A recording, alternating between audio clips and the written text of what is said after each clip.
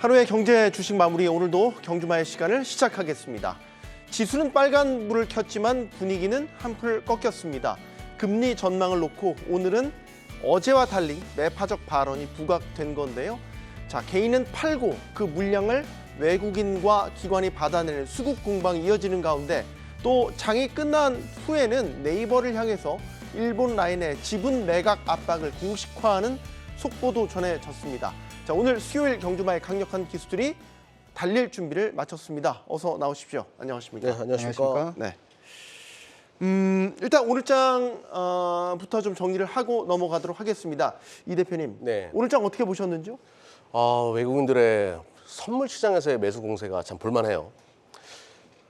이렇게까지 왜 사는 걸까? 이런 질문들을 하시는 분들 많거든요. 네. 그래서 저는 이거는 아마도 제 생각에는 이 AI 시대가 왔을 때 메모리 반도체가 가장 특수를 볼 수밖에 없다라는 논리가 시장에 어떤 외국인 수급을 끌어들이는 요소가 된다. 지금 삼성전자, SK하이닉스 사들이는 그 양을 보게 되면 가히 뭐 역대급 지금 매수세를 보여주고 있는데 네. 대만 증시랑 한번 비교해서 보자고요. GPU를 만드는 파운드리 시장이 더 중요한가? 이 AI 시대에 메모리 반도체가 더 중요한가? 여기에 대한 이야기를 하면 최근에는 메모리 반도체 쪽으로 많이 기울었어요. 근데 대만 가건은 사상 최고치를 계속 갈아치우고 있고 우리는 그 아래에서 계속 놀고 있단 말이죠. 네. 상대적으로 싸다라는 생각을 할 수밖에 없고 또 하나 이제 앞으로 이벤트들이 참 많이 나올 텐데 제가 그건 잠시 후에 또 설명을 드릴 거예요. 네. 이런 전방위적인 분위기에 의해서 외국인들은 가장 확실한 거 AI의 최대 수혜주가 뭐냐? 메모리 반도체는 확실하다라는 그런 뜻을 가지고 계속 매수세가 이어지고 있고 요거는 6월 선물 만기까지도 계속될 가능성이 높거든요. 어제 한 2조 이상 사주고 오늘도 거의 1조 원 가까이 사주는 그 형태로 봤을 때는 네. 6월 만기까지 보고서 베팅 들어왔다. 이렇게 보고 있습니다. 그래서 이런 수급. 근데 사람들이 이런 생각할 거예요. 전고점 언저리니까 우리가 흔히 말해서 쌍봉이라고 하거든요. 좀 팔아야 되지 않을까 이런 생각하는 분들이 계실 텐데 네. 역습은 뒤통수라고 합니다. 뒤통수는 원래 그런 생각 가지고 있을 때 만들어지거든요. 네. 예, 그래서 굉장히 팔고 싶을 때 오히려 더 치는 그런 형국을 예상해 볼 수 있으니까 좀 기다렸다가 좀 판단할 필요도 있겠다 이런 생각이 들더라고요. 네. 상당히 강력한 어떤 매수 시그널을 저희에게 주고 계시는데 네. 오늘 코스피가 2745선까지 2740선을 넘어섰고 사실 이제 오전장만 해도 약세였다가 1시를 기점으로 해서 외국인 수급이 다시 또 강화되면서 강세로 돌아섰단 말이죠. 반수장님께서 오늘 장 어떻게 보셨는지요? 저는 개인적으로는 그 외국인 순매수에 들어온 코스피 쪽은 흐름들이 좀 괜찮을 것 같다라는 느껴지는데 코스닥 쪽이 약간 좀 아쉽지 않았나라고 좀 네. 생각이 들고 있는데요. 전체적으로 좀 이슈가 좀 크게 부각되면서 섹터가 좀 상승했으면 하길 바랬지만은 굉장히 그러한 이슈들은 좀 많이 노출되진 않았고 굉장히 좀 루즈한 분위기를 연출을 했다. 그렇지만은 그렇게 나쁜 흐름은 아니었다라는 좀 말씀을 드릴 수 있을 것 같습니다.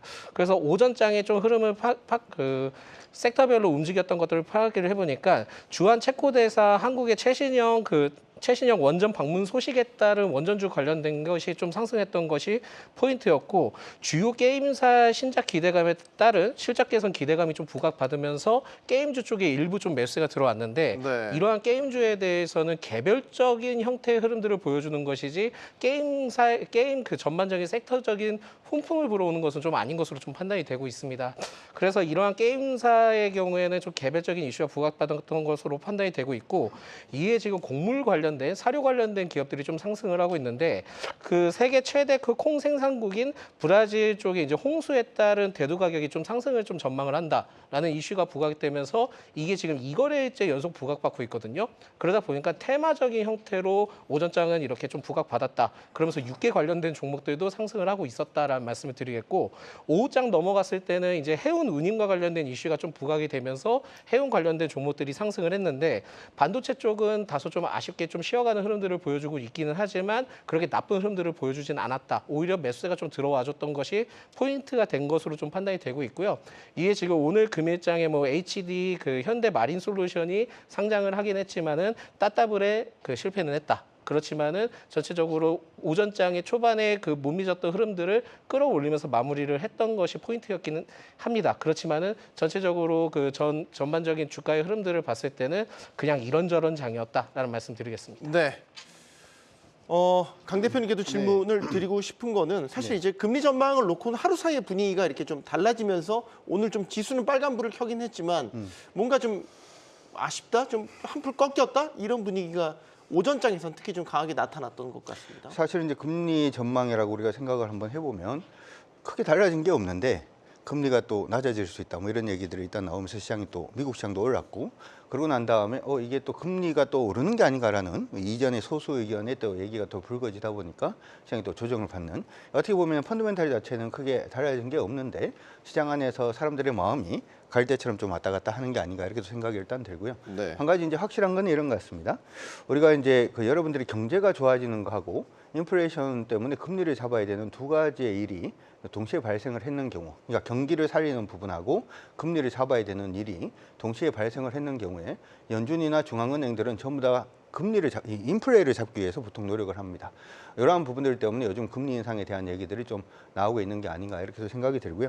시장 안에서 계속 뭐 골드락스라든지 연착륙이라든지 하는 이러한 얘기가 나올 때마다 일단 금리는 차라리 인상되어야 된다라는 소수 의견이 좀 더 힘을 받을 수 있다라는 부분 기억을 해두시면 좋을 것 같고요.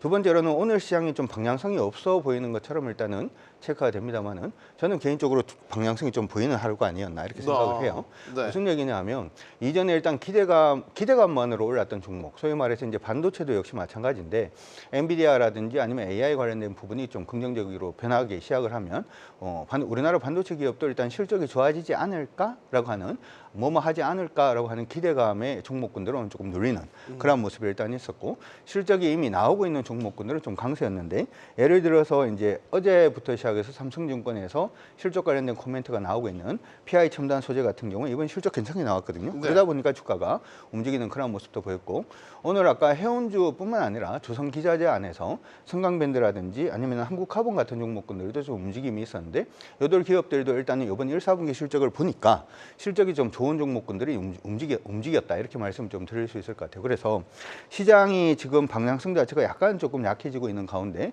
시장을 바라보는 투자자의 눈 자체가 이제 기대감에서 실적으로 좀 옮겨가고 있다 이렇게 지금 판단이 드니까 이제 경주마 시청하시는 분들도 수익을 위해서는 단기적으로라도 일단 실적으로 조금 더 눈을 돌리시는 게 어떨까 이렇게 생각을 하고 있습니다. 또 옵션 만기를 앞두고 있다 보니까 외국인들이 선물 현물에서 어떻게 하는지 그 포지션도 되게 궁금해하시는 것 같아요. 제가 지난주에 선물 매도를 하는 거 보고 좀 의아했어요. 그러니까 그 외국인들의 포지션이 좀 이상하더라고요. 근데 이번 주 들어오고 나서 그 뱉어냈던 선물을 다 흡수하고 있거든요. 네.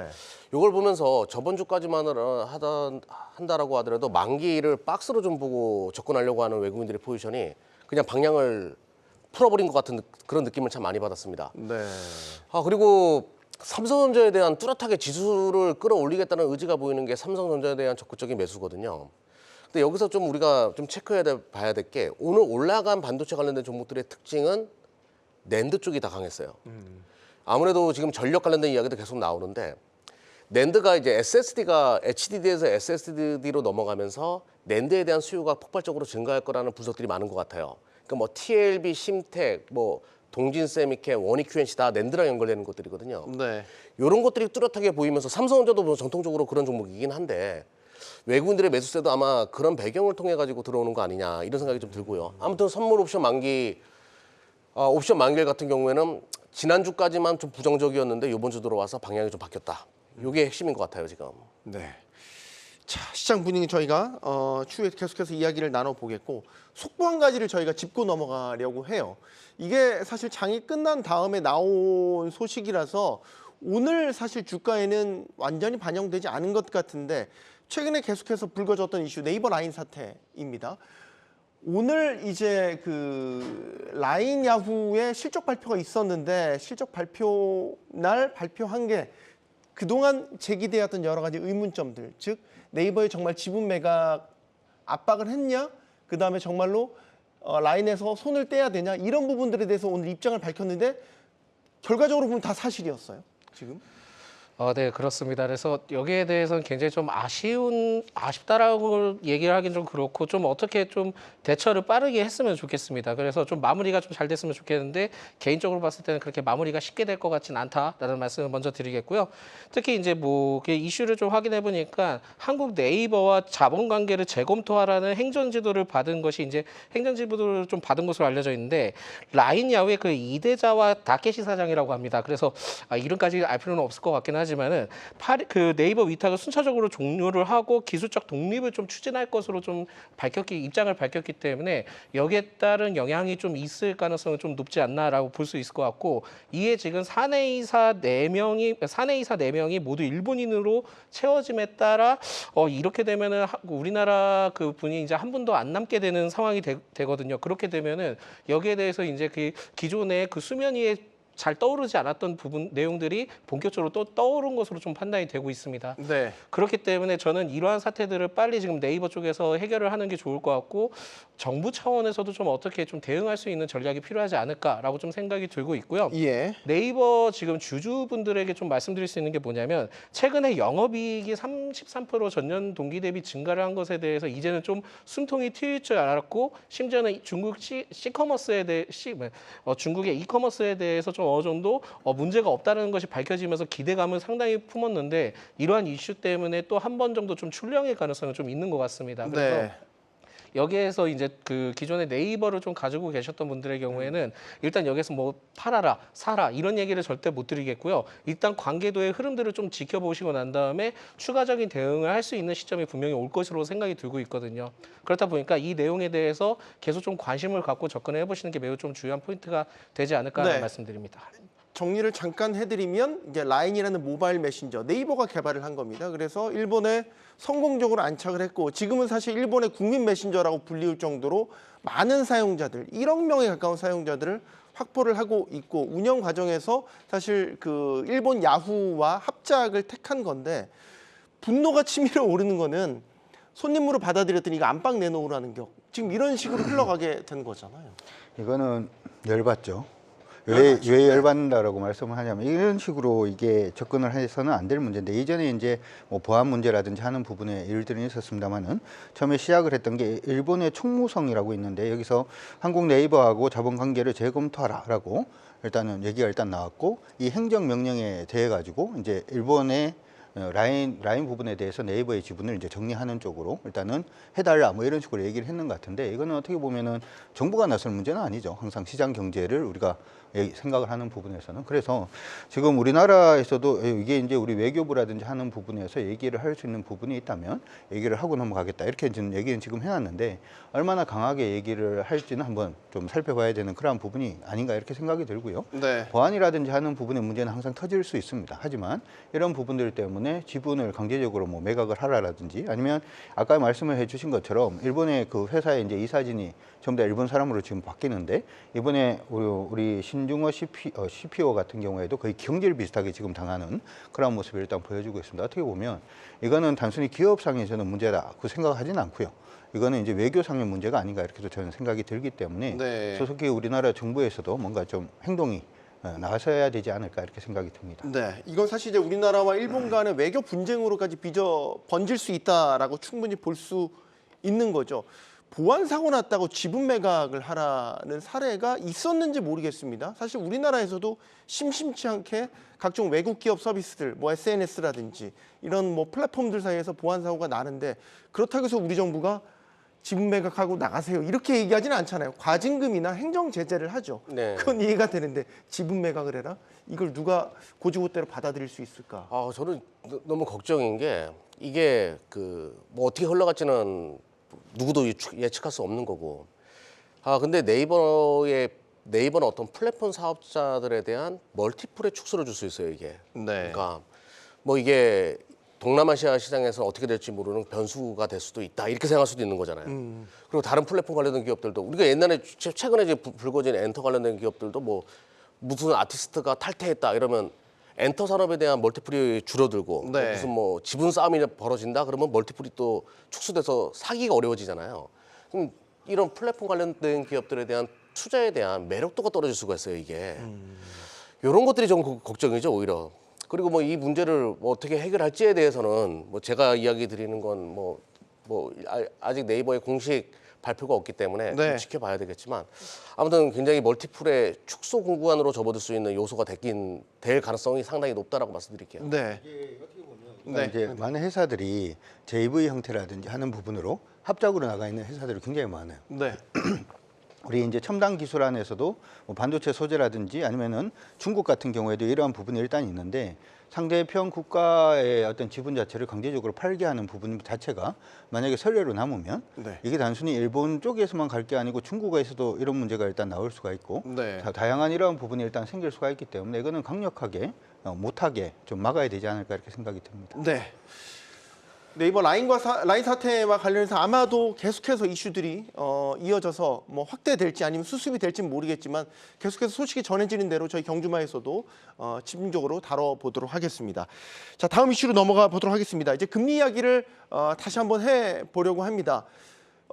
반 소장님, 금리 경로에 대해서 아직 불투명성이 높은 거는 어제 같은 경우는 사실 이제 금리 인하에 대한 기대감, 그러니까 연내 금리 인하 기대감이 활짝 피었다면 오늘 같은 경우는 이제 밤사이 닐 카시카리 총재가 또 반대되는 발언을 하면서 완전히 또 분위기가 반전이 되는 이런 모습이었어요. 예, 좀 노선 좀 잘 정했으면 좋겠고요. 네. 도대체 한다는 건지 만나는 건지 명확하게 모르겠습니다. 그래서 계속 여기에 따른 투자자분들의 그 심기가 좀 불편해질 수 있는 상황인 것 같은데 개인적으로는 그 올해 초에 얘기가 나왔던 게 뭐 3번 정도 얘기가 나왔었던 것 같습니다. 금리 인하에 대한 예상이. 근데 지금 3번은 무리인 것으로 좀 보여지고 있고 결국은 이제 한 번 정도냐 2번 정도냐라고 판단하는데 인하는 할 가능성은 좀 있는 것 같습니다. 그래서 네. 여기에 따라 지금 뭐 인상의 가능성을 보기에는 좀 어려운 시점인 것 같고요. 그 동결 가능성은 뭐 있을 것 같긴 하지만 그래도 인하는 한 번 정도 하지 않을까. 이게 정치적인 부분들이 개입이 안 될 수는 없거든요. 그렇다 보니까 정치적인 상황들을 봤을 때 인하는 할 것이다. 근데 이게 과연 언제 할지는 제가 아직까지는 좀 더 파악을 해봐야 되는 시점이고 계속 2% 목표 나오고 있는데 그 2% 목표 도대체 언제 나오는지 모르겠습니다. 모르기 네. 때문에 이 기대감 가지고 계속 간다 하면은 계속 흔들릴 수밖에 없다 보니까 국내 증시에 대해서는 이런 게 계속 지금 예습이 되어 있고 좀 어느 정도 면역이 되어 있다라고 생각이 들고 있거든요. 네. 그렇다 보니까 만약에 국내 투자를 하고 있는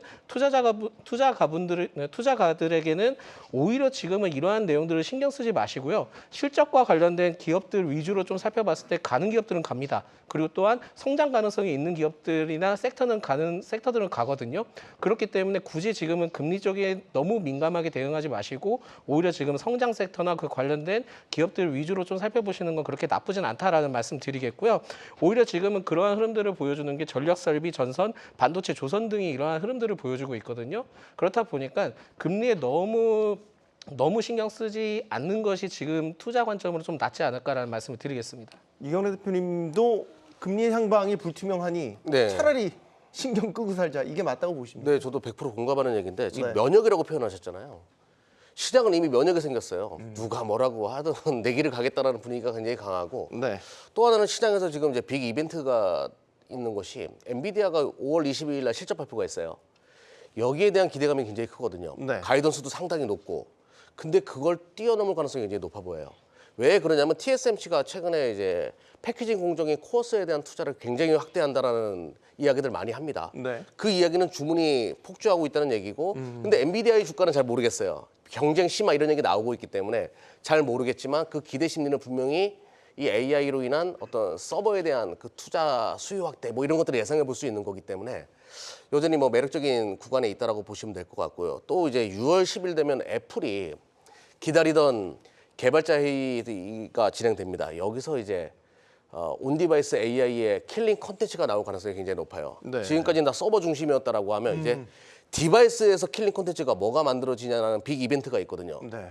여기에 대한 기대감이 또 반영될 수 있기 때문에 시장이 오히려 이런 뭐 금리나 이런 것보다 신산업, 새로운 성장 산업에서 어떤 이야기가 나오는가 여기에 포커스를 둘 가능성이 높기 때문에 오히려 이쪽을 더 분석하는 게 좋을 것 같습니다. 네. 실적 장세에 대한 부분을 말씀하셨으니까 미국에서 눈여겨봐야 될 거는 사실 이제 실적 발표한 기업들 가운데 좀 덩치가 큰 기업, 디즈니 같은 경우는 실적이 좀 기대치를 밑도니까 바로 이게 주가에 반영이 되네요. 보니까. 예. 일단 아까 제가 한 가지만 얘기를 좀 네. 하면 저는 이걸 금리 부분은 조금 신경을 쓰셔야 되지 않을까 이렇게 생각은 들어요. 아, 예, 좀 다른 의견. 예, 왜냐하면 우리 지금 전력기기 관련된 종목군들도 굉장히 좋다 뭐 이런 얘기를 굉장히 많이 하는데 이게 좋게 됐던 가장 주된 이유 자체가 AI의 이제 데이터 센터를 만들려고 하다 보니까 그러면 전기가 좀 부족하다 이런 얘기가 일단 있었고 지금 AI 데이터 센터를 만드는 부분이 미국의 소위 말해서 메타라든지 구글이라든지 아마존이 전부 다 지금 공격적으로 나서고 있기 때문에 네. 투자를 한다 이렇게 돼 있기 때문에 거기에 대해서 전력기기도 굉장히 좀 부족할 가능성이 높고 그리고 이제 반도체 부분도 굉장히 부족해질 가능성이 높고 TSMC 같은 경우에도 계속의 쇼티지가 날 가능성이 높다 이런 얘기가 일단 나오면서 전력기기들이 굉장히 좀 강하게 붙는 게 사실이지 않습니까? 네. 근데 금리가 사실은 이제 생각 외로 떨어지지 않고 올라간다라고 얘기를 하면 당연히 투자하는 부분 자체, 인프라 투자 부분에 대해서 일단 심리 자체가 좀 위축될 가능성이 높겠죠. 네. 물론 실상은 어떠냐 하면 이들 기업들이 다 돈이 있습니다. 유보율이 굉장히 다 높기 때문에 금리가 올라간다라고 하더라도 자사 유보율로 그냥 투자를 계속 지속할 것으로 예상은 하고 있습니다만은 시장 안에서는 금리가 올라가면 투자 자체가 좀 불안해진다 이런 얘기가 나올 수가 있기 때문에 지금 닐 카시카리 그 위원회 그 얘기라든지 하는 부분 때문에 금리가 내려가는 게 아니라 올라간다라는 얘기 자체가 나오면 미국 기술주들이 저는 개인적으로 좀 타격을 받을 가능성이 높다. 미국 기술주들이 타격을 받는다면 여기서 파생되는 AI 반도체에 관련된 기대감도 좀 줄어들 가능성이 높다. 여기에서 더 나아가 생각을 해보면 AI 부분의 투자가 줄어든다는 얘기 자체는 AI 데이터 센터에 대한 기대감이 줄어들게 되고 그러면 우리 성전기기 관련된 종목군들도 조정을 받을 가능성이 높다. 이러한 부분으로 저는 이어질 가능성이 일단 있다라고 생각을 하기 때문에 그러면은 질문들이 디즈니 말고요. 네. 팔란티어 같은 경우는 주가가 많이 빠졌잖아요. AI 소프트웨어 관련주로서 사실 대표적으로 주목받던 곳인데 네. 실적도 괜찮았거든요. 근데 주가가 많이 빠졌어요. 이건 어떻게 해석을 해야 되겠습니까? 사실 이제 지금 모멘텀이 사라졌. 아니죠. 봐야지, 이게 우리가 뭔가. 투자 부분으로 갈 때는 어떤 식으로 가냐 하면 반도체 투자할 때 그런 거 있잖아요. 반도체 투자할 때 먼저 이제 우리가 소자 기업들이 돈을 벌기 시작하면 이 돈 번 걸로 일단 투자를 할 가능성이 높아지기 때문에 장비 업체들이 좋아지고 그다음 장비 업체들도 좋아지기 시작을 하면 네. 이 부분 때문에 캐파 자체가 더 증가할 가능성이 높기 때문에 소재 업체들이 또 올라가고 하는 그 순서대로 저는 가는 게 아닌가 이렇게 생각을 하고 있고요. 지금 부분에서 특별한 이슈가 없다라고 하면 지금 이제 AI 부분에서의 어떤 투자 자체가 지금 하드웨어 쪽으로 이루어지고 난 다음에 갈 수 있는 게 그다음 또 소프트웨어가 되고 하는 부분으로 돌아가는 과정 중에서 하나가 아닌가 저는 개인적으로 그렇게 생각을 하고요. 하나 여러분들한테 말씀드리고 싶은 부분은 뭐냐면 미국 내에 다시금 인플레이션에 대한 우려 자체가 나오고 있는 부분이 가장 중심으로 보자면은 일단은 에너지 부분이 아닌가 이렇게 생각이 듭니다. 최근 들어서 중국의 경기가 계속 좀 살아나고 있다 이런 얘기들 그리고 이제 중국 경기가 살아나면서 중국으로 투자자들이 좀 몰려가고 있다 이런 얘기들이 계속 나오고 있는데 네. 중국의 어떤 소비 자체가 일어나기 시작하면 에너지 가격은 올라갈 수밖에 없고 에너지 가격이 올라가면은 미국 쪽에서의 어떤 인플레이션이 생기기 때문에 금리 인상이라든지 하는 부분에 우려가 생긴다라는 부분인데 그러면 우리는 미국을 보지 말고 차라리 중국 쪽하고 같이 연결되어 있는 사업 부분을 좀 본다면 그래도 지금 부분에서 또 수익을 낼 수 있는 다음번에 주도주를 잡는 데 좀 도움이 되지 않을까 저는 그렇게 생각을 네. 하고 있습니다. 이경락 대표님, 네. 팔란티어 같은 경우는 이제 AI 소프트웨어 쪽에서 그래도 대표적인 기업으로 우리가 꼽았던 것이고 실적도 나쁘지 않았고 가이던스도 괜찮았고. 네. 근데 주가가 이렇게 15%나 빠졌다. 딱 맞아 떨어지지 않고 이해가 되지는 않거든요. 네. 메타가 떨어진 거랑 비슷한 논리죠. 그러니까 메타는 비용적인 측면이 불가. 네, 근데 차익 실현에 대한 욕구가 굉장히 강한 구간에서 우리 이런 거 있잖아요. 변수가 어떻게 될지 모른다. 그러니까 소프트웨어 관련된 기업들은 AI의 최고 승자가 누가 될지 전혀 몰라요. 네이버나 카카오도 모르겠고 저는 메타, 아마존, 구글도 모르겠습니다. 과연 누가 여기서 최고의 승자가 될지는 지켜봐야 되는 부분이에요. 마크 저커버그가 최근에 한계에 다다랐다, 너무 힘들다 이런 얘기를 하는 인터뷰 내용을 봤거든요. 네.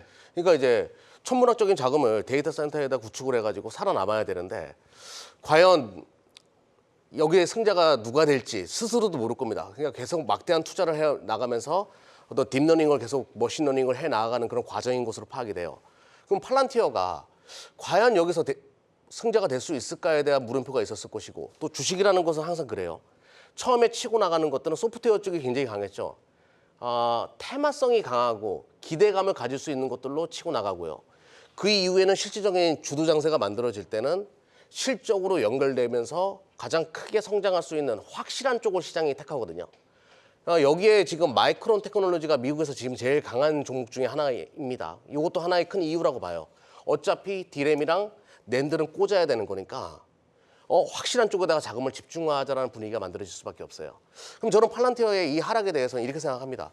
어느 정도 기대 심리를 갖고 뭐 실적도 받쳐주는 상태에서 일부 올라온 것 중에서 차후에 변수가 많은 것은 팔자라는 분위기가 만들어질 수밖에 없는 단계까지 왔다. 네. 이렇게 보고 있고요. 최근에 엔비디아 뭐 그 누가 팔았다 이런 얘기 나오더라고요. 그런 것들도 야 이거 경쟁이 심화되게 되면 GPU 시장도 확신을 가질 수 없어. 이런 분위기가 좀 만들어지는 것 같아요. 근데 엔비디아는 계속 좋을 거라고 생각을 합니다. 워낙 시장 캐파 자체가 커지는 거니까.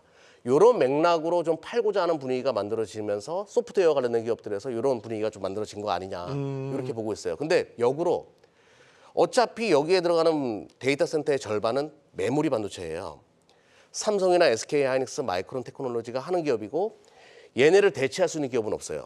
오히려 자금은 메모리 반도체 쪽을 더 좋아할 수도 있어요. 지금부터는. 네. 오히려 그렇게 저는 바라보고 있거든요. 판소님. 그 디즈니 아까 저희가 얘기를 못 하고 넘어가기도 했고 파란티어까지 판소님께도 좀 견해를 여쭙겠습니다. 예, 뭐 실적이 발표가 됐는데 그 다음에 하락을 한 것에 대해서는 그만큼 그 다음에 기대감이 생각보다 없을 가능성이 있다라는 게 노출되는 거일 수도 있습니다. 그러니까 이게 이렇게 생각을 하셔야 될 것 같습니다. 물론은 이제 파란티어의 경우에는 예상보다 양호한 그 분기 실적과 향후 실적 전망치에 대해서 상향을 한 건 있습니다. 근데 네. 시장에 대해서는 그거를 과연 그대로 받아들일지는 모르는 겁니다. 오히려 그게 직접적으로 받아들이지 않을 가능성이 있다면은 오히려 그 다음 분기 때는 생각보다 좀 약할 수 있겠구나 하면서 차익 실현이 나올 수 있는 거거든요. 네. 그렇다 보니까 이 점이 어떻게 보면 파란티어에 대해서는 이러한 흐름들을 좀 보여주지 않았나라고 생각이 들고 있고 디즈니의 경우에는 저는 좀 다르게 생각합니다. 그러니까 왜 그러냐면 디즈니의 경우는 뭐 우리나라를 좀 빗대를 했을 때 그 OTT든 그런 부분들이 좀 성장을 하면서 가주면 좋겠는데 이러한 성장세가 저는 제가 보기엔 좀 제한되어 있을 수 있다라고 생각이 들고 있거든요. 그렇다 보니까 성장성을 봤을 때는 제한적일 수 있다는 게 상승을 못 한다는 건 아닙니다. 네. 일부 좀 제한적이고 그 다이나믹한 무언가 새로운 신기술이든 여러 가지 사업적인 내용들이 나와주지 않는 이상은 성장이 좀 제한될 수 있다라는 걸 생각을 하셔야 될 것 같거든요. 네. 그리고 뭐 최근에 뭐 영화관 다들 자주 가시나요? 네. 아 예.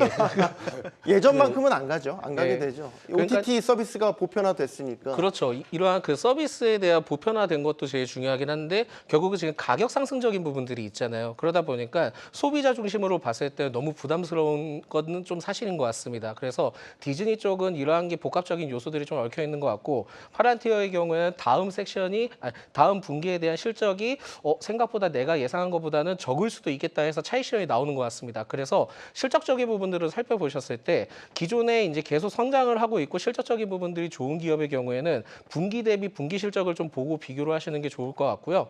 이게 어닝 서프라이즈가 나왔다 그래서 직접적으로 매수를 하고 서프라이즈가 나온 다음에 매수를 하시는 분들이 좀 계시는데 이게 어닝 서프라이즈가 진짜 매우 크게 나면은 오히려 매수를 했을 때 굉장히 조정세가 나올 가능성이 높습니다. 그래서 어닝 서프라이즈를 예상을 하고 주가를 접근하는 것은 오케이. 그렇지만은 어닝 서프라이즈가 크게 나오면서 매수를 하는 것은 조정 가능성은 언제든지 나올 수 있다는 것을 좀 생각하셨으면 좋겠습니다. 네. 오늘 국내 저희 장에서 특징주 중에 하나가 이겁니다. 그 엔비디아의 인셉션 프로그램의 회원사로 선정됐다는 소식. 폴라리스 그룹 관련주가 오늘 눈에 띄었거든요. 어떻게 분석하고 계십니까? 아 이거를 어떻게 해야 됩니까? 저는 이게 테마냐 네. 다들 아니냐. 그 질문을 예. 다 하고 계실 것 같아요. 네, 그러면 이게 지금 실적으로 봐야 연결될 수 있는 것도 아니고 단순한 기대감으로 올라간 거니까 이걸 어떻게 해석해야 되냐? 저는 100% 테마가 맞다라고 생각을 해요. 그러면 테마주들은 어떻게 대응해야 되냐? 기술적으로 대응하고 트레이딩 관점으로 대응하는 것이 맞다. 이런 정도로만 말씀드려야 될 것 같고 네. 제가 항상 이제 저한테 많은 질문을 하는 것 중에 뭐 팹리스 업체나 소프트웨어 회사 어떻게 생각하세요? AI 시대에. 이런 질문을 하면 저는 장기 투자는 하지 않습니다. 그쪽에서는 이렇게 얘기하거든요. 네. 누가 승자가 될지 전혀 알 수가 없어요. 이거는 변수가 정말 많은 것을 우리는 제거하고 나서 보는 건데 대한민국은 중간재 강국이에요. 중간재에 포함되는 수많은 하드웨어 부품 소재 기업들이 있거든요. 이쪽에서 답을 찾는 것이 장기적으로 맞고 그럼 이쪽은 어떻게 보는 거냐? 단발적으로 보는 것이 맞지 않냐? 이렇게 말씀드릴게요. 강 대표님께도 같은 질문을 좀 드리면 폴라리스 그룹 오늘 좀 시장 주목 아까 다 보셨지만 주가가 상당히 강세를 보여서 오늘 좀 특히 이제 엔비디아 이게 임팩트인가? 이렇게 해석하시는 분도 있고 트레이딩 관점에서 단기로만 봐야 된다는 견해도 저는 있는 것 사실 같고 이렇게 얘기를 좀 하고 싶어요. 엔비디아가 붙고 폴라리스가 붙으면 폴라리스가 가죠. 근데 우리가 가장 무거운 주식이 뭐죠? 삼성전자잖아요. 네. 삼성 그 엔비디아가 붙고 삼성전자가 붙으면 삼성전자 안 갈 것 같나요? 가겠죠 또. 이게 어떻게 보면 저도 약간 좀 테마라고 생각을 하는 게 네. 지금 폴라리스가 되었던 하는 부분이 우리가 뭐 저는 조금 중기적으로 봐도 된다라고 생각은 합니다만은 차라리 엔비디아라는 얘기가 붙으면서 차라리 이제는 트레이딩 영역으로 가야 되는 그런 종목이 아닌가 이렇게 생각이 들고요. 아까 제가 왜 이런 말씀 드렸냐면 엔비디아라는 그 이름 자체가 굉장히 강력하기 때문에 이 부분이 이제 삼성전자에만 그냥 붙어줘도 만약 예를 들어서 저번에 이제 그런 거 있었잖아요. 엔비디아에서 이제 삼성전자한테 납품을 이제 좀 준비를 하는 게 좋을 것 같다. 이런 얘기가 나오니까 삼성전자가 급등을 하는 것처럼 네. 삼성전자도 급등을 하는데 폴라리스가 급등 안 하겠냐 이렇게 생각을 우리가 해봐야 되지 않을까라고 생각을 하고요. 돌려서 생각을 해보면은 폴라리스 관련된 그 자회사가 기술력이 있기 때문에 엔비디아에서 그렇게 얘기를 했다. 그렇기 때문에 좀 장기적으로 봐도 된다. 이렇게 논리를 전개할 수도 있습니다만 일단은 네. 지금 저는 수급이 단기적으로 몰렸다. 이렇게 생각이 들어서 트레이딩으로 여러분들을 보시는 게 어떨까 싶습니다. 네. 요즘에 이제 코스피에 비해서 코스닥이 신통치 않거든요. 그래서 전반적으로 이제 뜨는 섹터들, 뭐 반도체를 중심으로 해서 순환매 장세가 이어지는 가운데서도 코스닥, 특히 이제 중소형주들은 그렇게 눈에 띄는 게 네. 없어요. 도대체 힘을 못 쓰고 있는데 이거 언제까지 갈까요? 아, 이거 참 이게 1월 때부터 시작된 거죠. 1월 24일 밸류 프로그램이다 뭐다라고 해가지고 이제 코스피 시장에서 국내 기관 쪽의 자금이 많이 코스닥 쪽에서 빠져나가면서 코스피 쪽으로 갔어요. 네.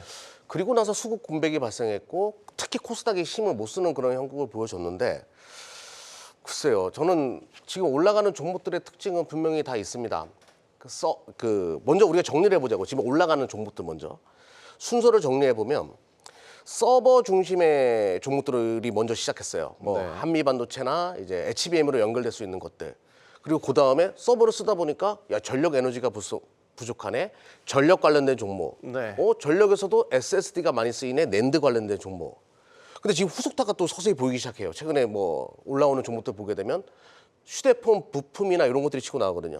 그럼 요거는 또 온디바이스 AI는 더 큰 산을 이제 준비하고 있는 그 IT 쪽에서의 패턴을 만들어져요. 참 좋습니다. IT 쪽을 투자하시는 분들은. 근데 그 밖에 종목을 투자하시는 분들이 굉장히 어렵죠.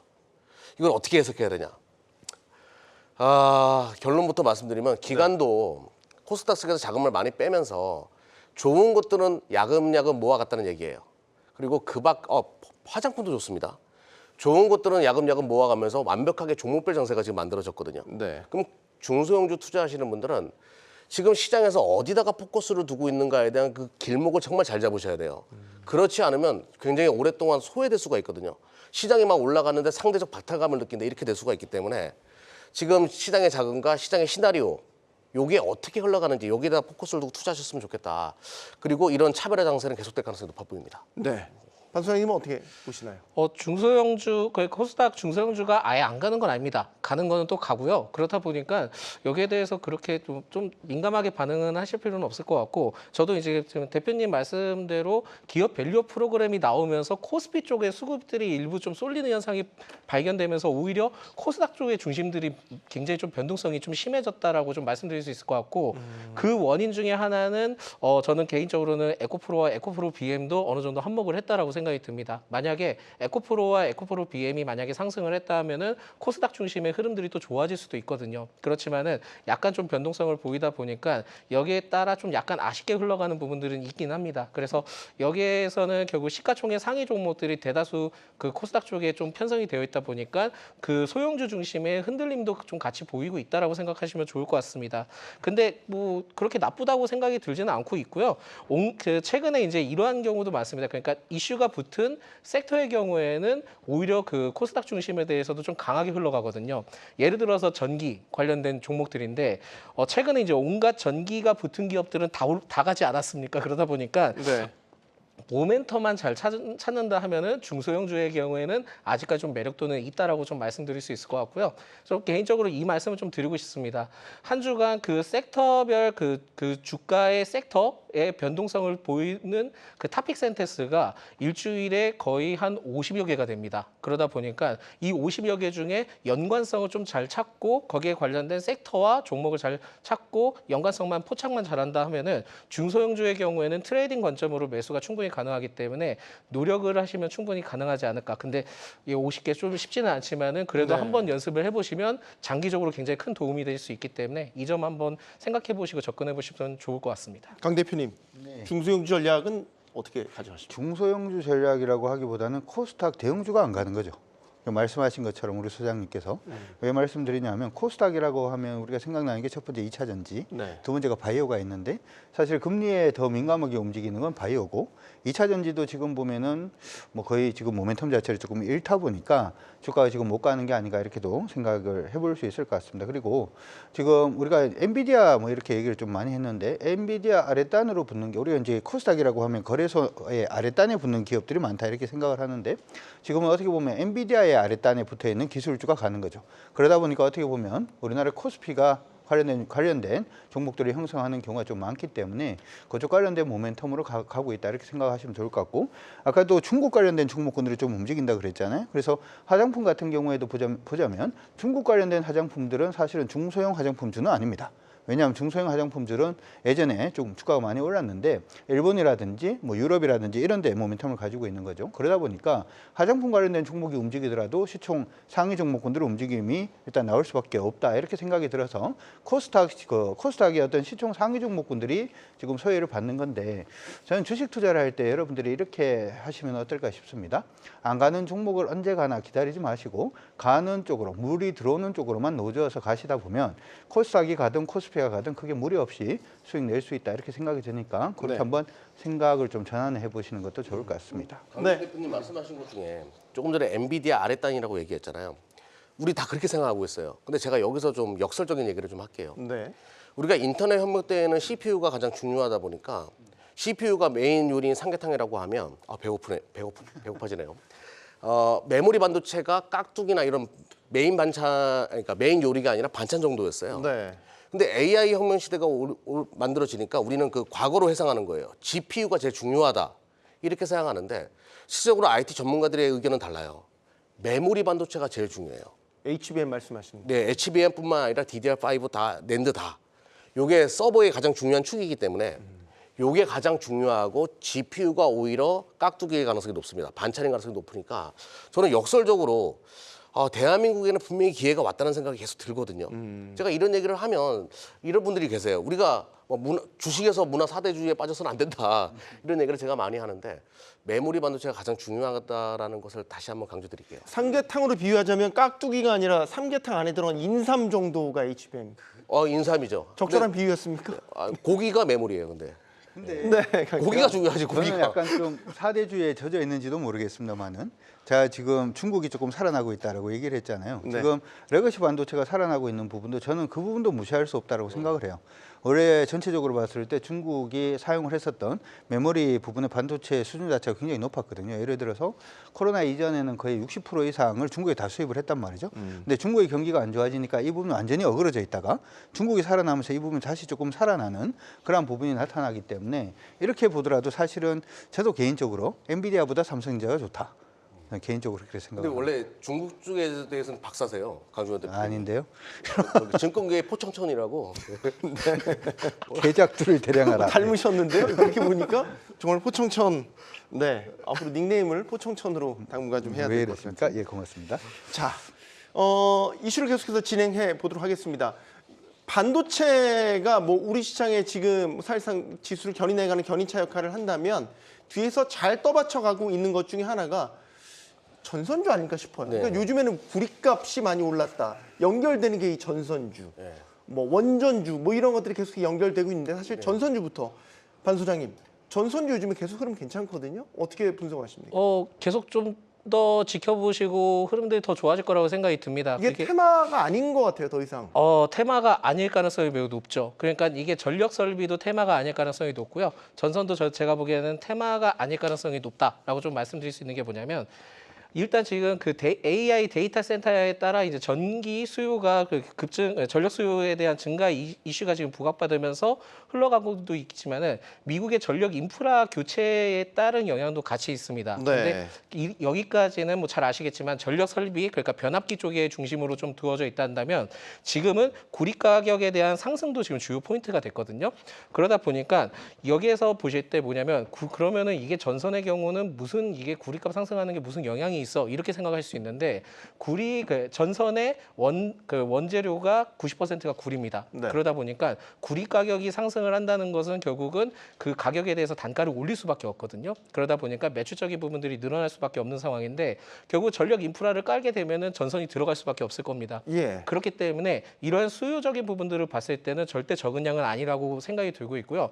우리가 생각한 것보다 더 많이 그 넓혀져 있을 수도 있겠다라고 지금 생각이 들고 있습니다. 그래서 전선의 경우에는 아직까지는 좀 더 흐름들이 좋을 것으로 판단이 되는데 계속 이제 구리 가격에 대해서 얘기를 많이 하시잖아요. 네. 개인적으로는 구리 현물 가격은 톤당 $10,000 이상은 좀 돌파를 할 가능성이 높습니다. 그러다 보니까 지금 이러한 흐름들이 계속 좀 지속될 것 같고 이게 왜 그런 현상들이 발생되냐면은 중국 쪽에서 수집상들이 있거든요. 중국 수집상이 구리를 싹 쓸어 간다 합니다.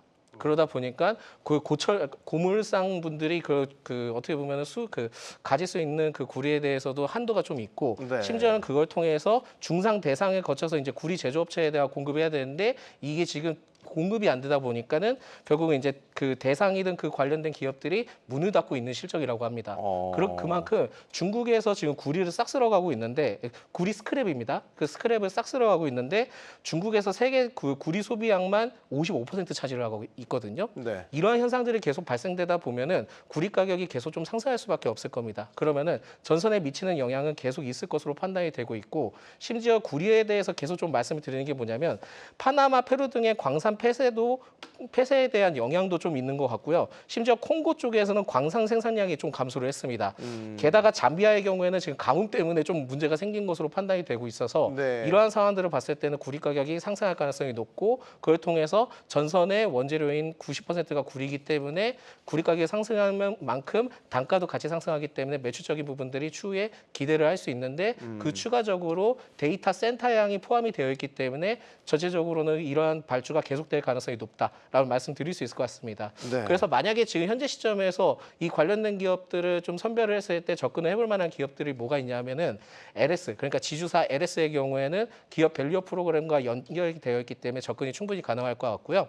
일진전기의 경우에도 다른 변압기적인 부분들도 있기는 하지만 전선과 관련된 모멘텀이 같이 붙어 있습니다. 예. 그래서 일진전기도 지금 충분히 가능할 것 같고 대한전선의 경우에는 계속 좀 상승할 때마다 차이 시간이 나오는 게 뭐냐면 기존에 이제 시설 자금으로 4,625억 원 규모의 유상증자를 좀 대규모 그 발행을 진행을 했는데 그때 이제 발행가액이 7,460원이었거든요. 네. 그렇다 보니까 상승을 할 때마다 지금 계속 좀 차익 시간이 나와주고 있는 상황입니다. 근데 이러한 매물들이 좀 더 소화가 된다 하면은 대한전선의 경우에도 크게 갈 가능성이 높기 때문에 네. 아직까지 대한전선의 경우는 살아 있다라고 좀 보시면 될 것 같습니다.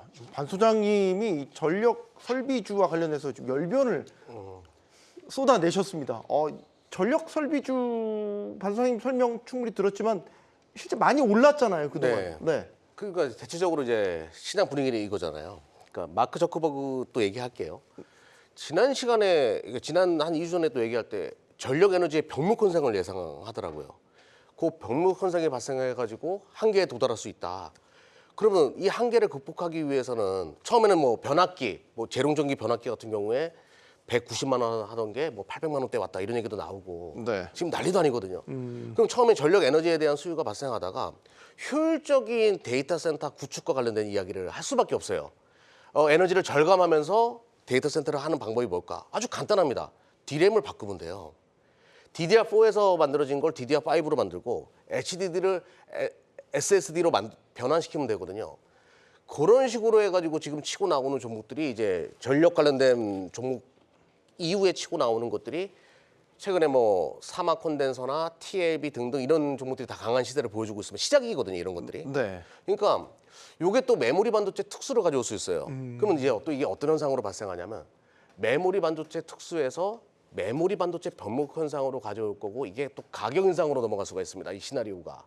근데 온디바이스 쪽에서도 메모리 반도체에 대한 수요를 또 써야 되기 때문에 요게 계속 물리면서 메모리 반도체 업황 특수가 이어질 가능성이 높기 때문에 네. 요게 또 대한민국 증시에는 훈풍이 될 수 있죠.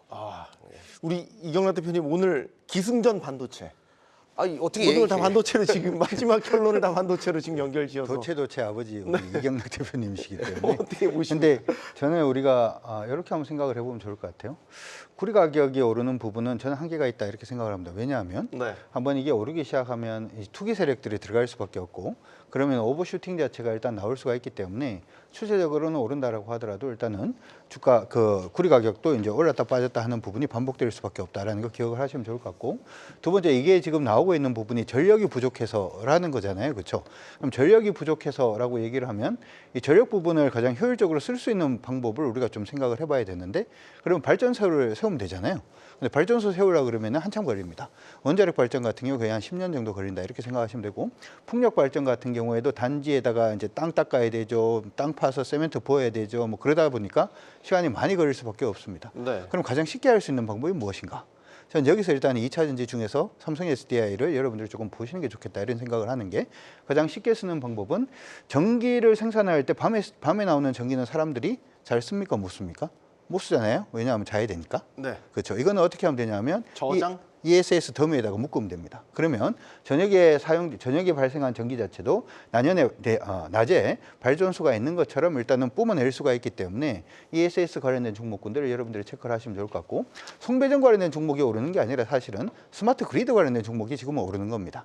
지금 우리가 보통 보는 HD 현대엘렉트릭부터 시작을 해서 그다음에 효성중공업이라든지 아니면 LX엘렉트릭은 대표적으로 스마트 그리드 관련된 종목이고 이거는 전기를 효율적으로 사용할 수 있는 부분에 관련된 부분이기 때문에 지금 한정된 전기가 부족하기 때문에 이걸 효율적으로 사용하기 위해서 그쪽이 가는 거다 이렇게 생각을 할 수가 있고 그러면 그 다음으로 생각을 할 수 있는 게 ESS 더미를 일단 만든다라고 하더라도 그럼 밤에도 데이터 센터는 돌아갈 건데 그러면 그건 또 어떻게 할 거냐라고 하는 부분이 생길 수밖에 없잖아요. 네. 그러면 가장 쉽게 할 수 있는 부분이 오늘 전화하면 내일 설치가 되는 태양광 밖에서는 답이 없다 이렇게 생각을 하고요. 최근 들어서 하나솔루션하고 지금 OCI 홀딩스라든지 일부 종목군들이 더 이상 하락하지 않고 바닥을 잡고 있는 그런 모습을 일단 보여주고 있는데 이미 많이 오른 종목들을 보시는 것도 중요합니다만은 이렇게 오르지 않은 종목군들도 여러분들이 일단 그룹핑을 하셨다가 여러분들이 좋아하시는 타이밍 저 같은 경우에는 추세가 될 거고 볼린저 밴드 좋아하시는 분들은 볼린저 밴드로 이평 좋아하시는 분들은 이평으로 타이밍을 한번 이제 시장에서 이미 떠든 종목은 사실은 좀 위험해요. 말은 열심히 달리다 보면 멈출 수가 있기 때문에 그런 쪽으로 보기보다는 새로운 아이디어를 한번 접근해 보시는 게 좋을 것 같다. 그래서 네. ESS 관련된 2차 전지 관련된 종목군들을 다시 한번 체크를 하시고 두 번째로는 태양광 관련된 종목들 체크를 하시고 여기서도 한 발 더 나아가서 생각한다면 수소 관련된 종목군들도 다시 한번 더 체크를 지금은 해놓는 과정이 저는 필요하지 않을까 싶습니다. 네. 저희가 전력 설비와 관련된 섹터를 짚어봤고 반 소장님께서는 사실 이제 구리값과 전선과 관련된 종목들, 반도체, ESS와 태양광까지 네. 조금씩 다 결이 다른 견해들을 주셨으니까 많은 참고가 되셨으면 좋겠고 마지막으로 그럼 원전주는 어떻게 보시는지 견해를 한 분씩 또 여쭙겠습니다. 원전주에 일단 지금 저희 두 가지 코멘트인 것 같습니다. 그러니까 정책적인 것이 그 반응을 할 것인가, 아니면은 결국 데이터 센터 향에 따라 전력 수요 여기에 반응할 것인가, 굉장히 좀 길로에 나와져 있는데 만약에 접근을 한다면은 지금 우리 기술과 뭐 BHI 정도는 충분히 가능할 것 같고요. 뭐 체코와 지금 뭐 한수원에 대한 내용들의 경우에는 체코에 대해서 프랑스와 우리나라 이 2파전에 대해서는 분명히 그 판가름이 날 겁니다. 근데 지금 보도를 통해서 봤을 때는 지금 뭐 체코 쪽에서 우리나라에 와가지고 이렇게 하고 있으니 우리나라 쪽이 좀 더 유리할 수 있겠다 이렇게 얘기를 하지만 우리나라 쪽이 된다 하더라도 좀 몇 개 단계가 또 허들이 있기 때문에 당장 된다고 해서 이게 당장 바로 이루어지는 건 아니다라는 걸 말씀을 드리겠고요. 결국 지금 제11차 전력수급 기본계획에 대해서도 원전 비중이 이제 살펴봐야 되는데 이게 지금 어떤 변수가 나올지는 모르겠습니다. 그렇다 네. 보니까 지금 이게 정책적이냐 아니면 AI 데이터 센터 양에 대한 전력 수요 급증에 따른 테마로서 같이 부각되느냐 여기에 대해서 봤을 때는 오히려 후자의 가능성으로 보고 일시적인 슈팅은 나올 수 있는 상황은 맞긴 하지만 네. 제한적일 수 있다는 점을 좀 말씀드릴 수 있을 것 같습니다. 네, 이 대표님. 가장 핵 융합 얘기도 나오더라고요. 일론 머스크가 야 이거 에너지 지금 충당하려면 핵 융합 기술이 필요해요 이런 얘기도 하던데 샘 알트말도 원자력 관련된 기업에 투자하고 그러니까 이런 빅테크들의 수장들이 여기에 투자하는 것은 지금 방법이 없기 때문에 원자력이 시간이 걸린다라고 하더라도 가장 효율적인 에너지원을 만들어낼 수 있는 부분이 있기 때문에 그런 거라고 예상하거든요. 하지만 말씀하셨다시피 정책적으로 그 방향으로 갈 수 있는가에 대한 부분은 물음표예요. 하지만 AI에 대한 기대감, 원자력에 대한 그 가능성은 계속 가지고 있기 때문에 단발적으로 저도 슈팅은 나올 수 있지만 정책적인 방향은 좀 지켜볼 필요가 있다. 이렇게 말씀드릴게요. 네. 강 대표님 말씀을 들어야 되는데 저희가 시간이 없어서 네, 강 대표님 말씀은 다음 시간에 듣는 걸로 하고요. 지금 금리 전망을 놓고요. 하루 사이에 180도 또 계속해서 다른 양상들이 펼쳐지고 있습니다. 개별주 장세다 보니까 개별 종목마다 대응이 또 달라야 되고 주가의 변동폭도 큰 것 같고요. 참 이렇게 대응이 힘든 장세지만 경주마가 도와드리도록 하겠습니다. 내일 장도 준비 잘 하시기 바랍니다. 경주마였습니다. 고맙습니다.